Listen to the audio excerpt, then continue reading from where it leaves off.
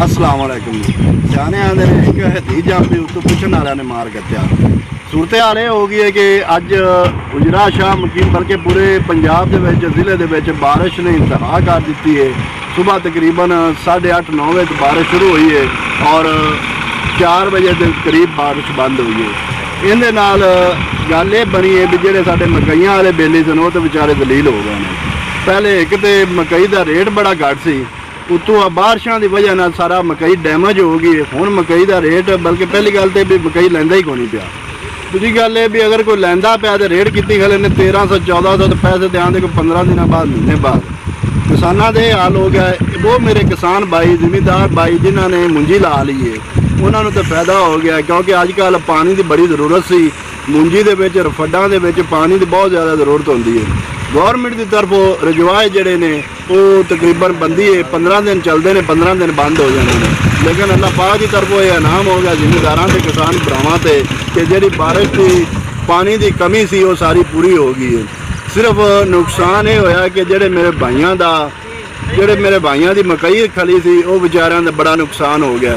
मक्की का तकरीबन साडा खर्चा 1.5 लाख के करीब है, लाख रुपया ठेका पैंदा है। लेकिन इस वक्त जो साड़ी मकई है वो सारी निकलती पई है 60 तो 70 मन 80 मन, वो भी डैमेज हो गई जिंदा रेट 1300 1400 हो गया।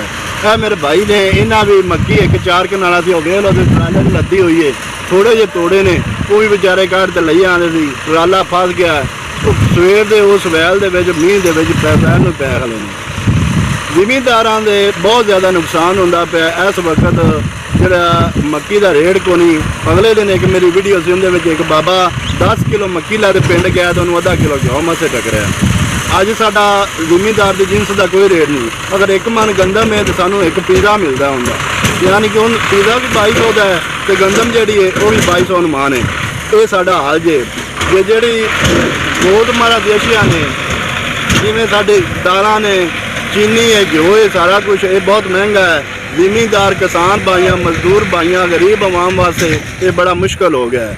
मेरी हुकूमत वक्त अगे अपील है कि जिमीदारां दे नाल जिन्नियां भी चीज़ां रिलेटेड ने डीजल खाद तेल ज़रई दवायात जो भी ने उन्हां ते रिलीफ देवन जिमीदारां नूं, और जो साडी आवाम की जरूरत है खंड घ्यो दालां वगैरह जो भी घर खाने वास्ते चीज़ां ने वो भी सस्तियां कीतियां जावन ताकि साडे मुल्क का किसान साडे मुल्क की आवाम खुशहाल हो जाए। देखो ना जो साडे मुल्क का किसान खुशहाल होगा उदों साडा मुल्क पाकिस्तान खुशहाल होगा। ये programme city press club registered की तरफों पेश किया गया है। मिलांगे किसी नवे प्रोग्राम नाल, तब तक वास्ते अल्लाह हाफ़िज़। पाकिस्तान जिंदाबाद।